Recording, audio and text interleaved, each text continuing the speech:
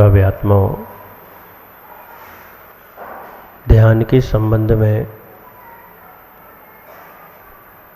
आगम के परिप्रेक्ष्य में हम समझने की कोशिश कर रहे हैं।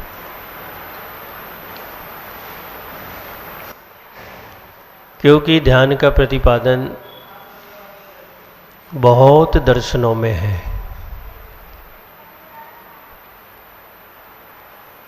लेकिन गहराई से देखा जाए तो वो आर्त और रोध ध्यान ही है।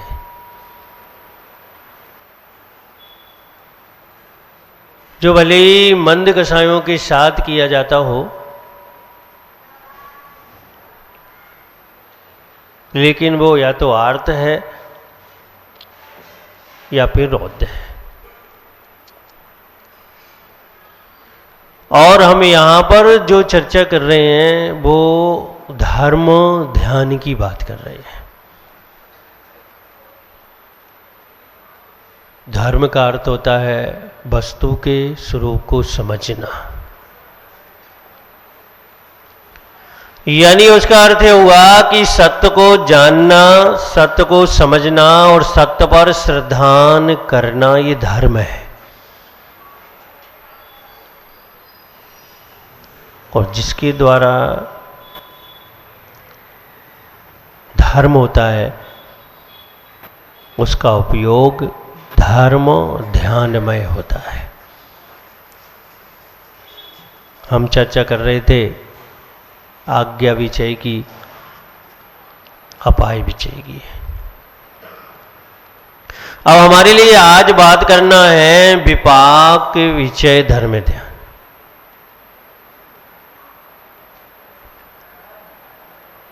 विपाक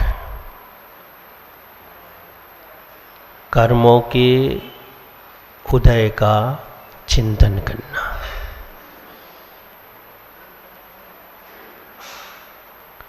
कर्म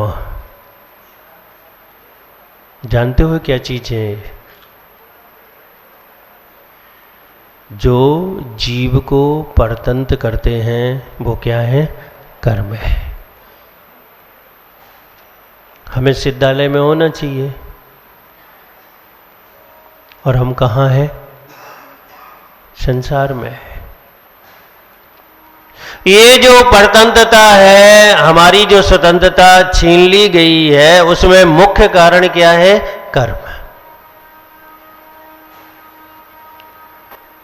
और जिनकी आत्मा में कर्मबद्ध नहीं है वो सारे के सारे जीव सिद्धालय में है। अब कैसे परतंत्र करता है? अब चाहते हो कि मैं बहुत सुखी रहूं, और स्वभाव भी है आपका सुख, अधिकार भी है आपका सुख, लेकिन एक कर्म आपको दुख देता है। आप चाहते हो कि मैं सुखी रहूं, मुझे किसी प्रकार का कोई कष्ट, कोई पीड़ा, कोई दुख ना हो, लेकिन एक कर्म कष्ट पीड़ा देता है।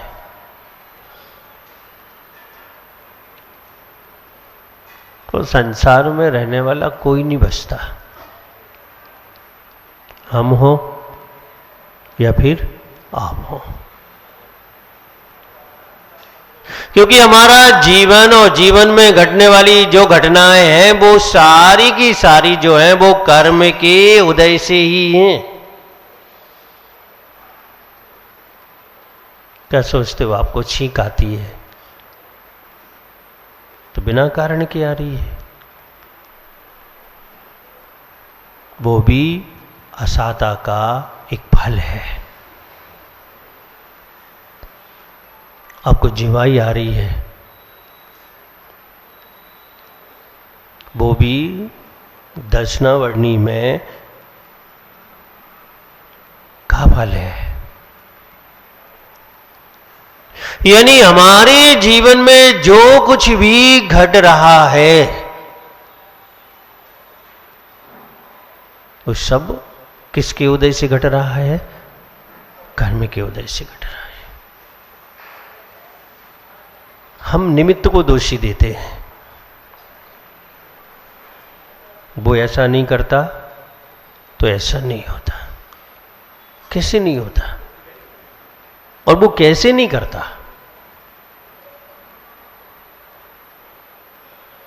वो तो बेचारा है। निमित्त बनने वाली वस्तु चाहे चेतन हो और चाहे अचेतन, वो तो बेचारी है। वो कभी नहीं चाहता कि मैं किसी को दुख दूं,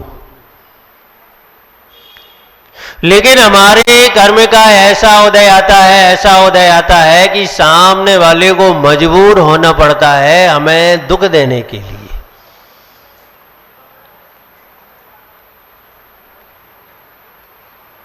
एक लाइन पढ़ी होगी आपने, अपनी करनी आप करे सिर औरन के धरता। ये तो हम अनादि से कर रहे हैं। काम हम बिगाड़ते हैं और नाम दूसरे का देते हैं। काम दूसरा बनाता है और नाम हम अपना दे देते हैं। ये हमारा कार्य जो चल रहा है ये अनादि से ऐसे ही चल रहा है, क्योंकि हम कर्म व्यवस्था को समझने की कोशिश नहीं कर रहे हैं। और अगर हम कर्म व्यवस्था को समझने की कोशिश करेंगे तो हमारी सारी भ्रांतियां टूट जाएंगी।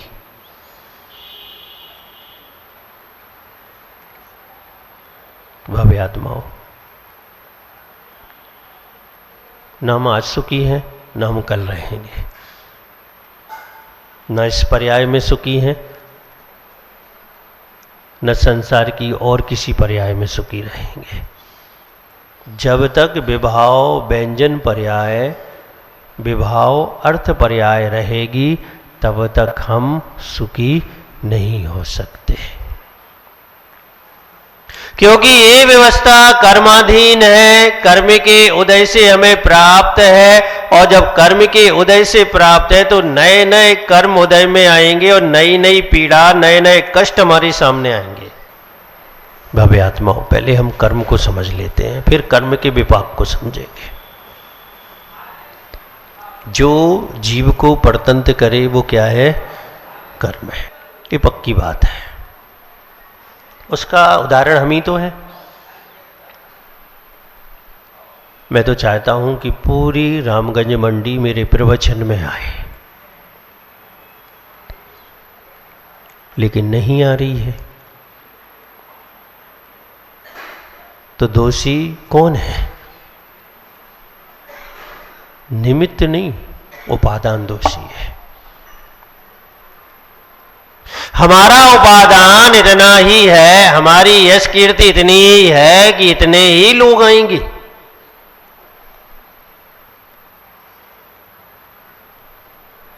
एक एक क्षण, एक एक पल जो भी हमारी सोच में आता है, हमारे विचार में आता है, हमारी क्रिया से होता है, इन सब को प्रसूत करने वाला हमारा पूर्वकृत कर्म ही है। और ये पूर्वकृत कर्म जैसे जैसे उदय में आता है, वैसे वैसे घटनाएं, वैसे वैसे सुख दुख हमारे जीवन में हमें प्राप्त होते चले जाते हैं, प्राप्त होते चले जाते हैं। एक घटना सुनाते हैं हम आपको, सत्य घटना है, करीब 70-80 वर्षों पहले की घटना है। यूपी में प्रयागराज है, आदिनाथ भगवान की तपस्थली।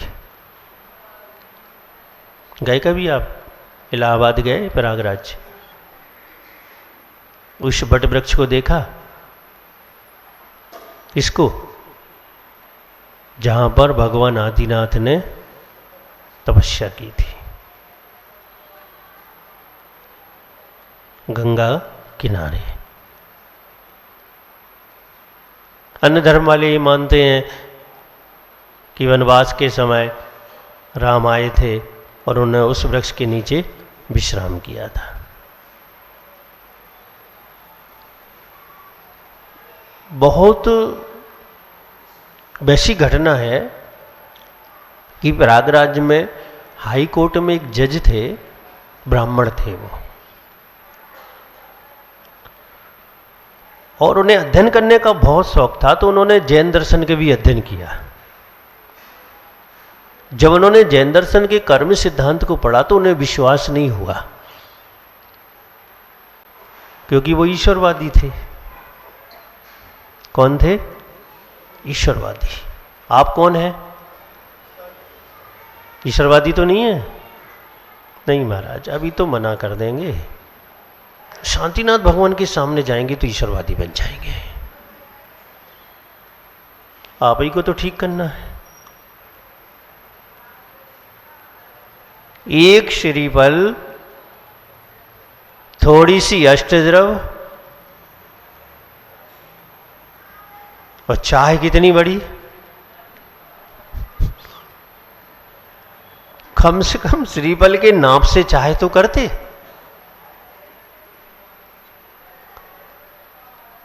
अगर मान लो 2 करोड़ किसी के पास है और नहीं आ रहे हैं, तो शांतिनाथ भगवान से कहा जा रहा है कि 2 करोड़ आ जाएंगे तो मैं लाख भर दान करूंगा। कितने आएंगे और दान कितना करूंगा? 1 लाख रुपए।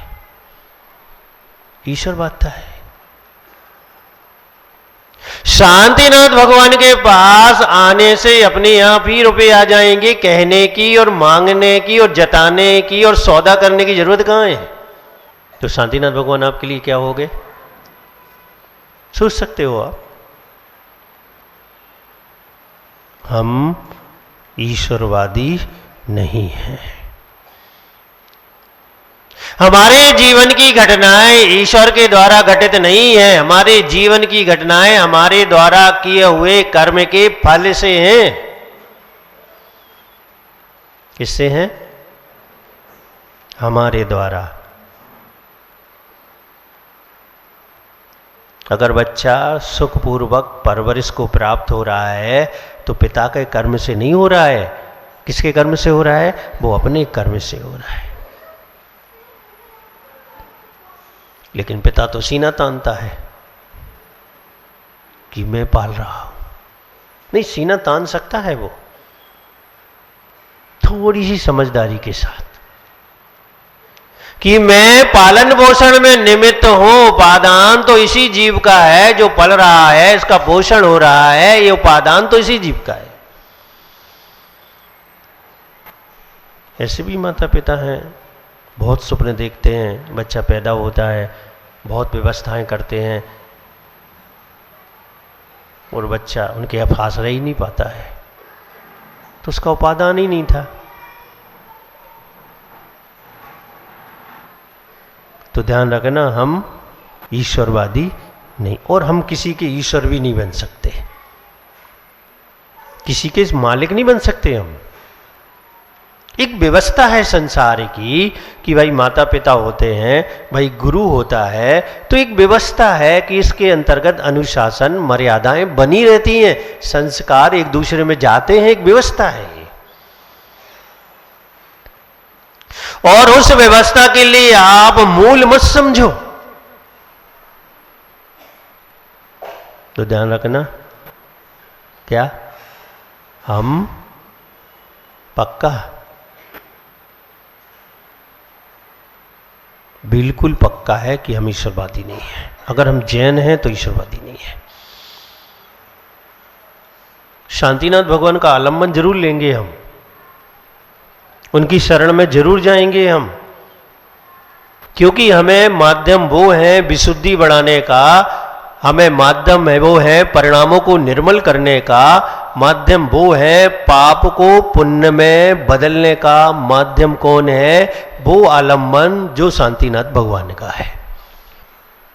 हम अपना काम हम करेंगे, भगवान से अपना काम कराएं। कैसा लगता है? बच्चा पास नहीं हो रहा है, भगवान से कहें पास करा दो, अरे बच्चे से कहो कि पढ़ो बेटा, अच्छे से पढ़ो, पास हो जाओगे। कि भगवान से कहोगे तो पास हो जाएगा? विचारनी बात है। नहीं, भूख लगती तब नहीं कहते भगवान आप खा लो हमारा पेट भर जाएगा। नहीं, जब नहीं कहेंगे, जब तो हम ही खाएंगे। यानी उलझे हुए हैं, और इतने उलझे हुए हैं कि सही बात समझ में ही नहीं आ रही।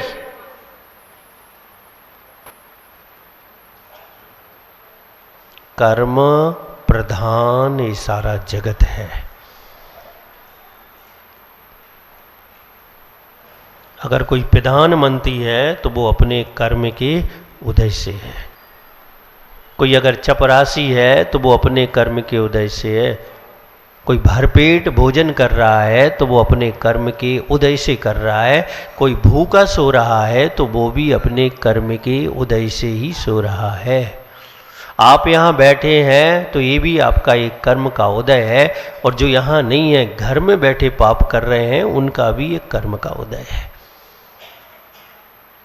हमारे जीवन की प्रत्येक क्षण की घटनाएं, प्रत्येक क्षण का जीवन, प्रत्येक क्षण में होने वाली क्रियाएं, सारी की सारी वास्तविकता में कर्म अधीन है। तो हमें क्या करना चाहिए? कर्म को सुधारना चाहिए। भगवान को मत सुधारो। किसे सुधारना चाहिए? कर्म को सुधारना चाहिए। मैं तो ये कहता हूं कि तुम भगवान को रोज अर्घ चढ़ाते हो, एक अर्घ अपने आप के लिए भी चढ़ा लो। हाँ, आप चढ़ा सकते हो। वो अष्टद्रव्य का नहीं होगा, अच्छाइयों का अर्घ अपने आप के लिए भी चढ़ाओ। और रोज जिनेंद्र भगवान के पास आने के बाद, उनको अर्घ चढ़ाने के बाद, एक अर्घ रोज अपने आप को चढ़ाओ कि मैं अब ये पाप नहीं करूंगा, मैं अब ये पाप नहीं करूंगा। अच्छाइयों का अर्घ चढ़ाओ। भगवान तो बन जाओगे, पक्का है। अगर ऐसा करते रहोगे तो तुम भी भगवान बन सकते हो। कर्म, मैं बात कर रहा था कि वहाँ एक जज थे जिन्होंने कर्म सिद्धांत का अध्ययन किया, लेकिन उन्हें विश्वास नहीं हुआ क्योंकि वो ईश्वरवादी थे। और ईश्वरवादिता कर्म प्रधान नहीं हो सकती। और जो ये विश्वास रखता है कि इस जगत में जो कुछ भी हो रहा है वो सब ईश्वर कर रहा है, उसके कर्म का क्या महत्व है? पाप करो, ईश्वर चाहेगा तो स्वर्ग भेज देगा।